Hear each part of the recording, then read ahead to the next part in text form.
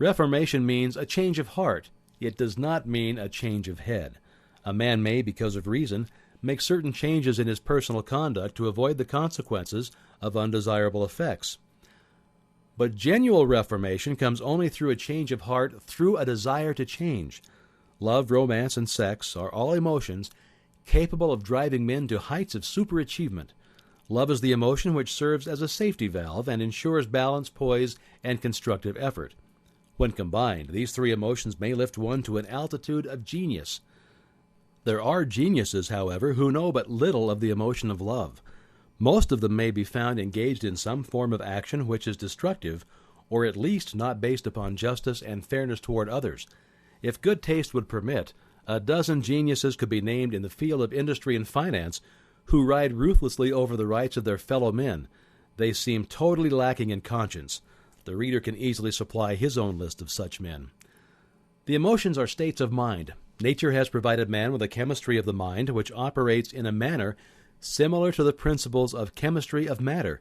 It is a well-known fact that through the aid of chemistry of matter, a chemist may create a deadly poison by mixing certain elements, none of which are in themselves harmful in the right proportions. The emotions may likewise be combined so as to create a deadly poison. The emotions of sex and jealousy, when mixed, may turn a person into an insane beast. The presence of any other one or more of the destructive emotions in the human mind through the chemistry of the mind sets up a poison which may destroy one's sense of justice and fairness.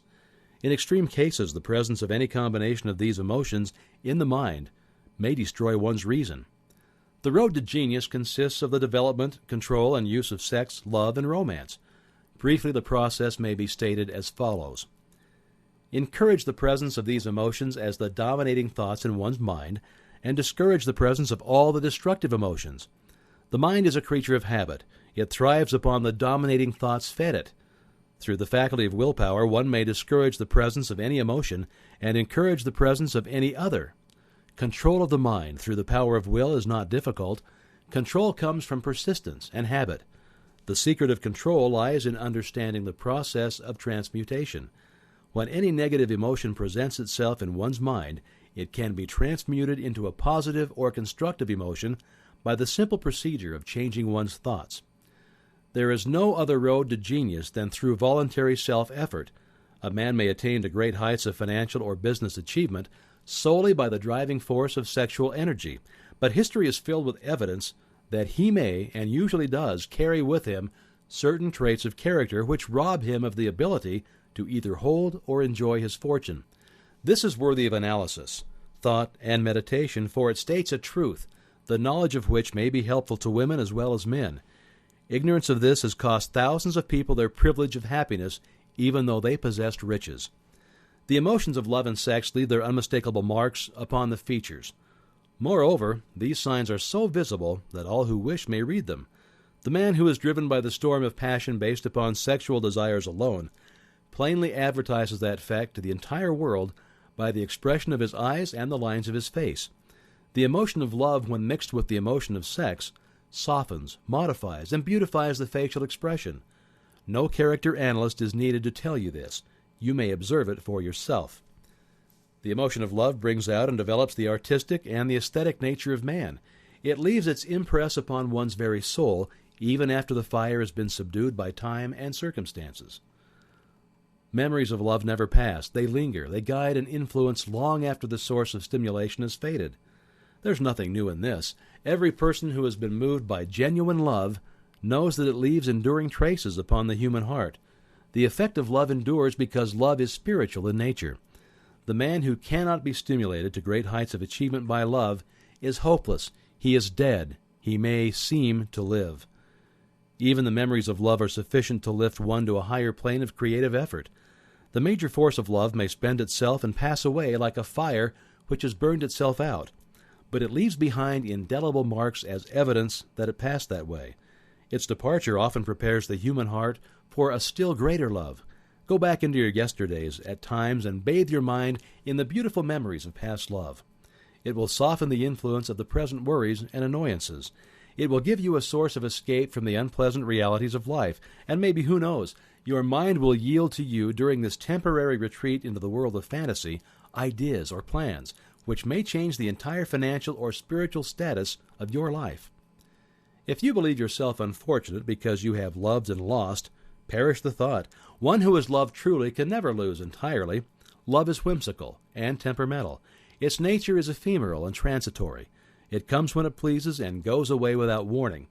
Accept and enjoy it while it remains, but spend no time worrying about its departure. Worry will never bring it back. Dismiss also the thought that love never comes but once. Love may come and go times without number, but there are no two love experiences which affect one in just the same way. There may be, and there usually is, one love experience which leaves a deeper imprint on the heart than all the others. But all love experiences are beneficial, except to the person who becomes resentful and cynical when love makes its departure. There should be no disappointment over love, and there would be none if people understood the difference between the emotions of love and sex. The major difference is that love is spiritual, while sex is biological. No experience which touches the human heart with a spiritual force can possibly be harmful except through ignorance or jealousy. Love is, without question, life's greatest experience. It brings one into communion with infinite intelligence. When mixed with the emotions of romance and sex, it may lead one far up the ladder of creative effort. The emotions of love, sex, and romance are sides of the eternal triangle of achievement, building genius. Nature creates genius through no other force. Love is an emotion with many sides, shades, and colors. The love which one feels for parents or children is quite different from that which one feels for one's sweetheart. The one is mixed with the emotion of sex, while the other is not. The love which one feels in true friendship is not the same as that felt for one's sweetheart, parents, or children, but it too is a form of love. Then there is the emotion of love for things inanimate, such as the love of nature's handiwork. But the most intense and burning of all of these various kinds of love is that experienced in the blending of the emotions of love and sex.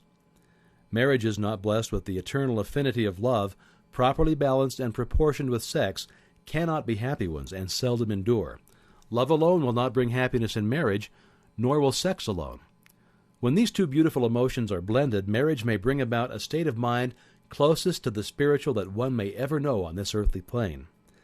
When the emotion of romance is added to those of love and sex, the obstructions between the finite mind of man and infinite intelligence are removed. Then a genius has been born. What a different story is this than those usually associated with the emotion of sex. Here is an interpretation of the emotion which lifts it out of the commonplace and makes of it potter's clay in the hands of God, from which he fashions all that is beautiful and inspiring. It's an interpretation which would, when properly understood, bring harmony out of the chaos which exists in too many marriages. The disharmonies often expressed in the form of nagging may usually be traced to lack of knowledge on the subject of sex.